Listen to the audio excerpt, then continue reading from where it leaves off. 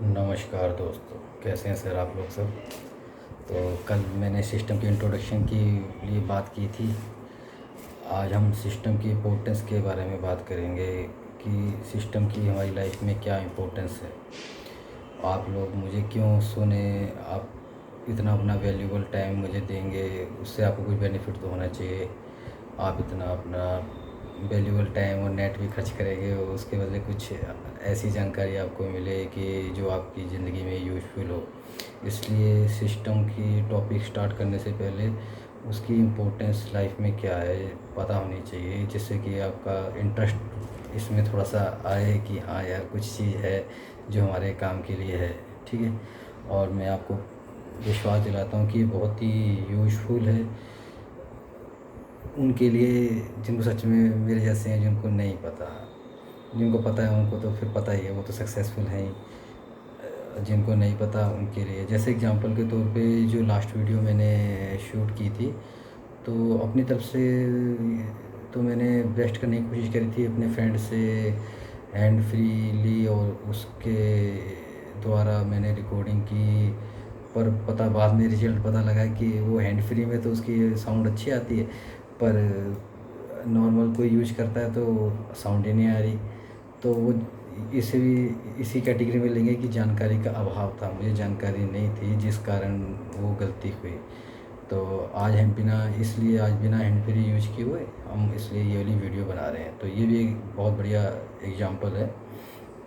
आप देख सकते हो कि हाँ ये भाई सिस्टम और टेक्निक्स काम करती हैं, पता होना चाहिए जानकारी। तो हम लोगों को सच में पता नहीं होता, पर हमें ऐसा लगता है कि हमें सब कुछ पता है, तो हम अपने आप को और स्मार्ट बन जाते हैं, और जिससे गलतियां होती हैं। एक एग्जांपल और मैं आपके साथ शेयर करूंगा जो मेरे साथ हुआ था। तो आपने मोस्टली अपने इंडिया के अंदर जो नॉर्मली मिडिल क्लास फैमिली है, सबका एक सपना रहता है कि हम एरोप्लेन के अंदर सफ़र करें। तो ये किस्सा तब का है कि मेरे साथ भी ऐसा हुआ। मेरा भी बहुत मन करता था कि मैं मिडिल क्लास से बिलोंग करता हूँ, तो मेरा भी दिल करता था कि मैं ज़िंदगी में लाइफ में एक बार एरोप्लेन में बैठूँ और उस कैसा होता है कैसा नहीं होता। तो उसके लिए मैंने बहुत मेहनत से पैसे इकट्ठे किए। और ये है तो बहुत ही कॉमेडी सबको नॉर्मल लगेगी, पर ये मेरे साथ प्रैक्टिकल में हुआ है, तो जानकारी के अभाव में ऐसा हुआ। तो ये सच्ची घटना है। तो मैंने 3500 रुपये इकट्ठे किए और टिकट ली, और वो टिकट ली मैंने 3 बजे की। पर जब मुझे फ़्लाइट पकड़नी थी, जब मैं एयरपोर्ट पे पहुंचा, तो मेरे तो होश ही उड़ गए, वो प्लेन तो जा चुका था। तो उस इस इसमें मेरे से क्या गलती हुई कि जो लोग नॉर्मली ट्रैवल करते हैं ट्रेन्स में और प्लेन्स में, तो उनको जानकारी होगी कि जो ट्रेन्स और प्लेन्स का जो टाइम चार्ट है वो 24 आवर्स का होता है। तो मुझे नहीं पता था कि 24 आवर्स का होता है। तो मुझे 3 बजे का मतलब मुझे लगा कि दोपहर के 3 बजे। और और वो प्लेन था अपना रात के 3 बजे का। तो वो 35 रुपये का नुकसान हुआ, वो इस कारण से क्योंकि मुझे जानकारी उसकी नहीं थी। उस जानकारी से मैंने ये सीखा कि अब मेरे मोबाइल में टाइम जो चलता है वो 24 आवर्स का ही चलता है, कि पता रहे कि हाँ ये ऐसा भी होता है। बहुत से लोग हंसेंगे, जिनको जानकारी है वो हंसेंगे, अरे यार ये क्या बेवकूफ़ी है, इसको पता ही नहीं था। पर जिसको नहीं पता तो भाई नहीं पता, तो गलतियाँ हो जाती हैं अनजाने के अंदर।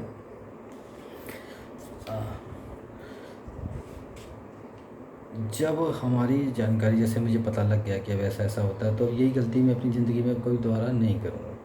तो सिस्टम और जानकारी से यही फ़ायदा होता है कि हमारी इससे 80 से 90% प्रॉब्लम ऑटोमेटिकली सॉल्व हो जाती है।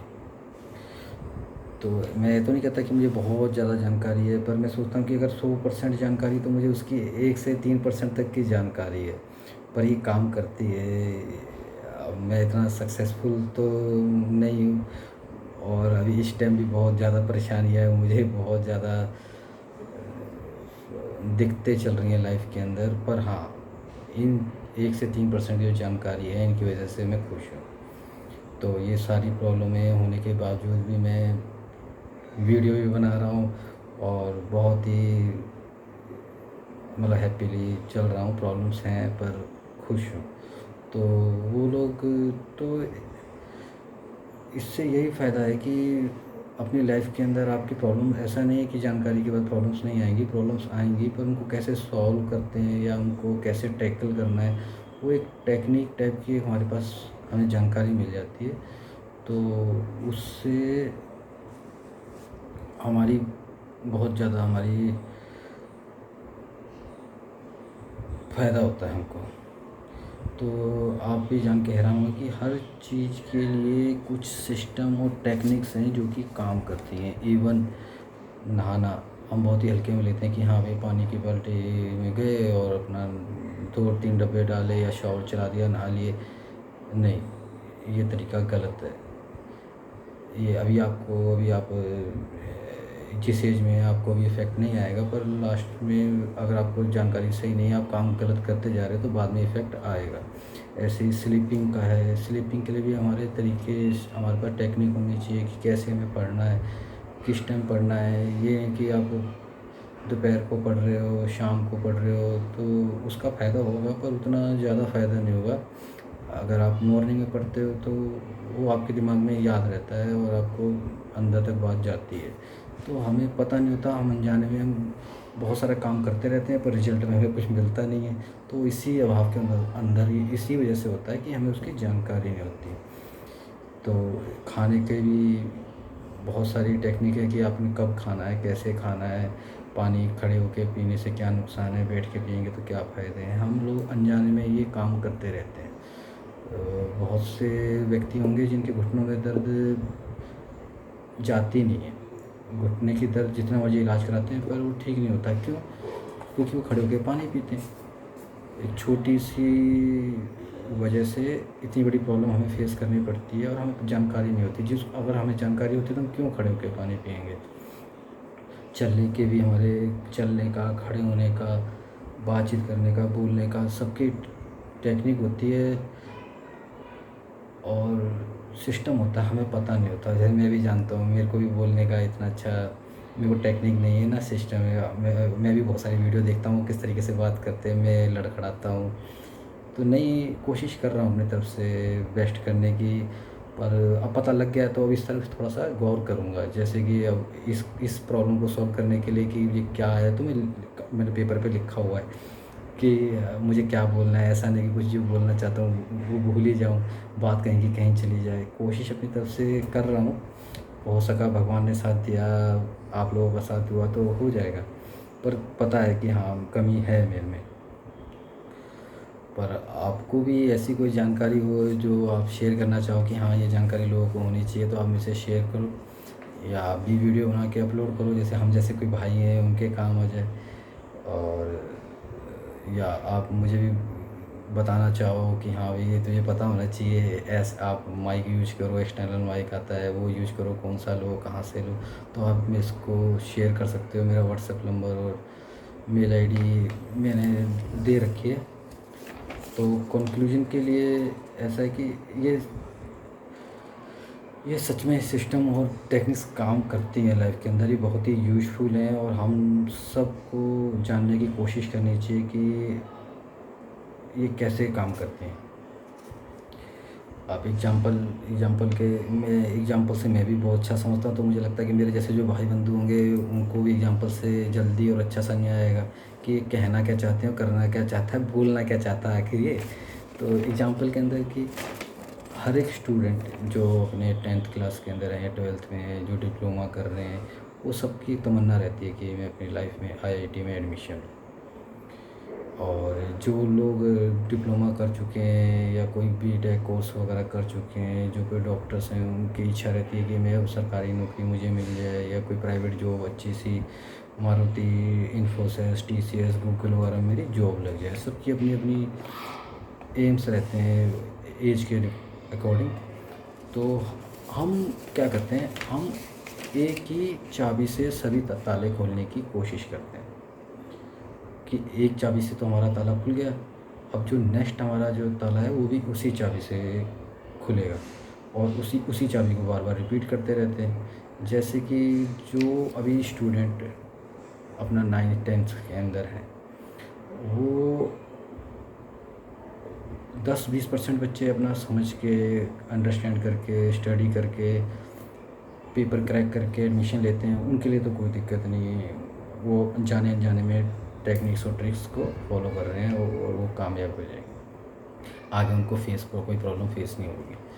और 70 से 90% लोग बच्चे रट्टा वगैरह रट्टा लगाते हैं, और उस रट्टे से क्या होता है कि वो आईआईटी में एडमिशन तो ले लेते हैं, पर जब आईआईटी में एडमिशन होने के बाद जब वो प्रैक्टिकल स्टडी करते हैं रियल लाइफ के अंदर, तो उनको बहुत ज़्यादा प्रॉब्लम्स फेस करनी पड़ती है। जेन्युइन बात है ये।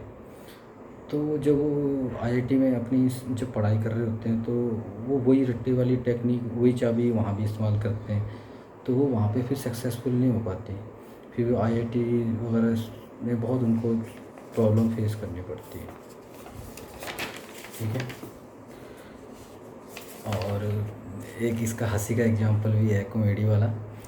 जैसे मेरे फ्रेंड हरी करके एक फ्रेंड है, उन्होंने मेरे साथ शेयर किया था, आप लोग भी सुनेंगे तो आपको भी अच्छा लगेगा मुझे लगता है, तो इसलिए मैं शेयर करना चाह रहा हूँ।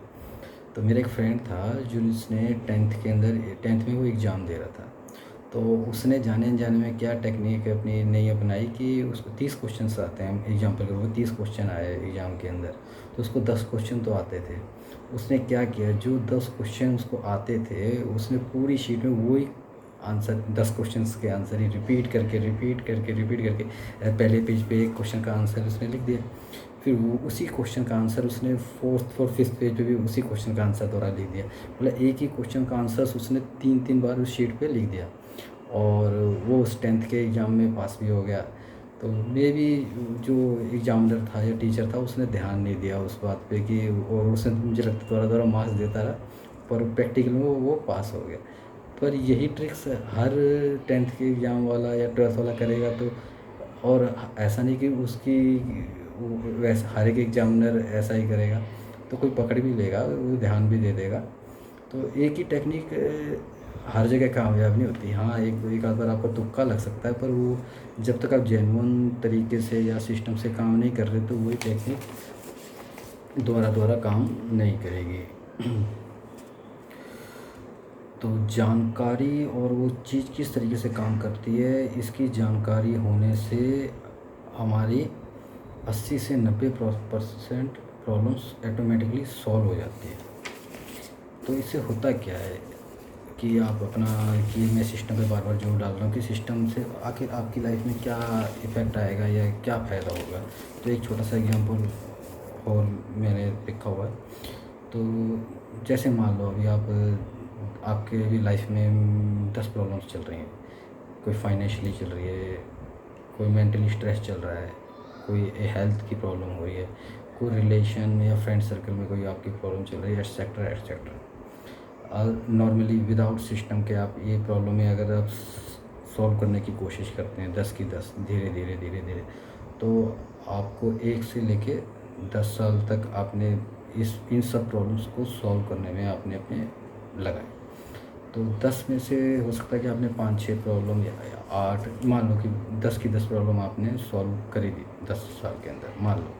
वैसे होंगी नहीं, कम से कम 1-2 प्रॉब्लम आप सॉल्व कर सकते हो, पूरी होंगी नहीं, ठीक है। पर जब आप 10 साल के बाद आप देखोगे कि आपकी जो प्रॉब्लम पहले थी आपके 10 साल पहले, तो 10 साल बाद अब आपकी प्रॉब्लम पहले 10 थी, तो अब आपकी 15 या 20 प्रॉब्लम हो गई। क्यों? टाइम के अकॉर्डिंग आपकी प्रॉब्लम्स भी आपकी लाइफ में बढ़ती चली जाएंगी। अगर आप उस टाइम सिंगल थे तो आप मैरिड हो गए तो मैरिड के साथ आपकी अलग अलग प्रॉब्लम और चल रही।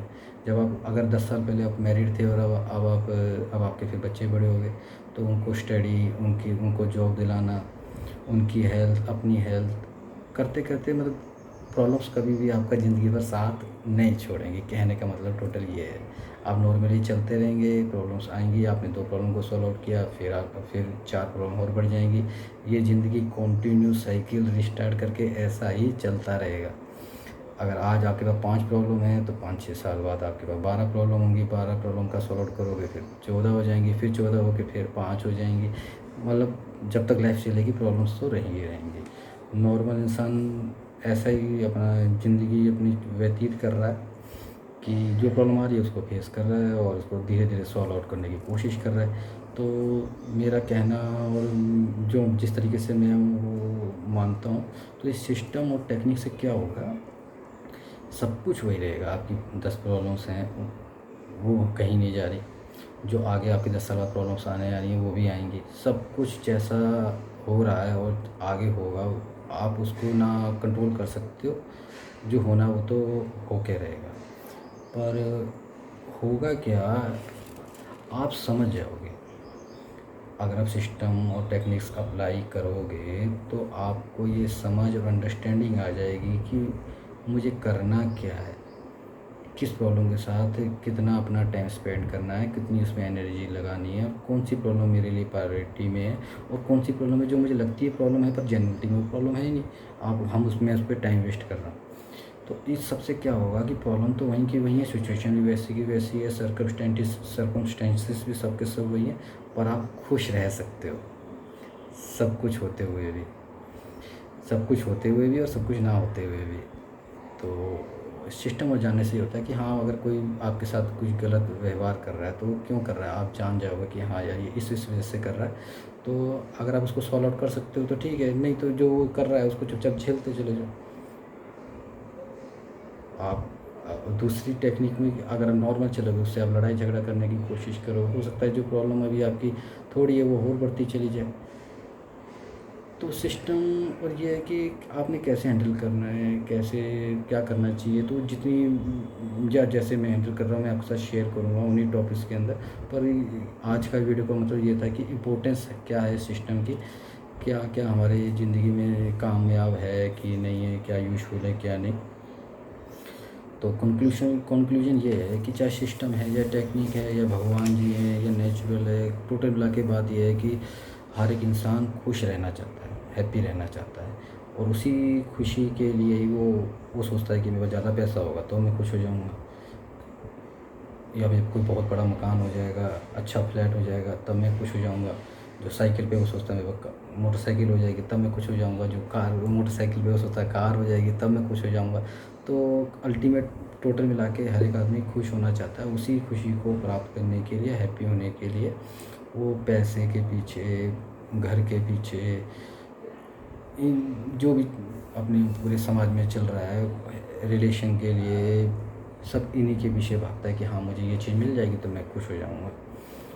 तो आप देख के अपने आसपास देखिए कि जिनके पास ये सब कुछ है और इनके जिनके पास सब कुछ था, क्या वो खुश थे? आपने बहुत से अखबारों में पढ़ा होगा, बहुत से रिच रिच पर्सन्स हैं जो बहुत बड़े बड़े घर में हैं, जिन्होंने बहुत मेहनत करके अपना पैसा भी इकट्ठा किया, सब कुछ किया। जब सब कुछ इकट्ठा उनके पास हो गया तो लास्ट में कुछ चीज़ उनके पास कुछ कमी रही होगी, तभी उन्होंने फिर गलत फैसले लिए, सुसाइड वगैरह जो आपने सुना ही होगा। तो आईएएस ऑफिसर्स, कितने बड़े एक्टर्स, बिजनेसमैन, तो वो कहीं न कहीं उससे जाने-अनजाने में वो कुछ गलतियाँ हो जाती हैं। वो गलतियाँ हमसे ना हों और हम अपना वैल्यूएबल टाइम वेस्ट ना करें और इन चीज़ों को टेक्निक्स पकड़ने की कोशिश करें। और कैसे हो सकता है ये मैं कोशिश करूँगा अपनी तरफ से बताने की। तो आगे फिर किसी टॉपिक्स पे स्टार्ट करते हैं। आज के लिए इतना ही बहुत है। धन्यवाद। राम राम, नमस्कार।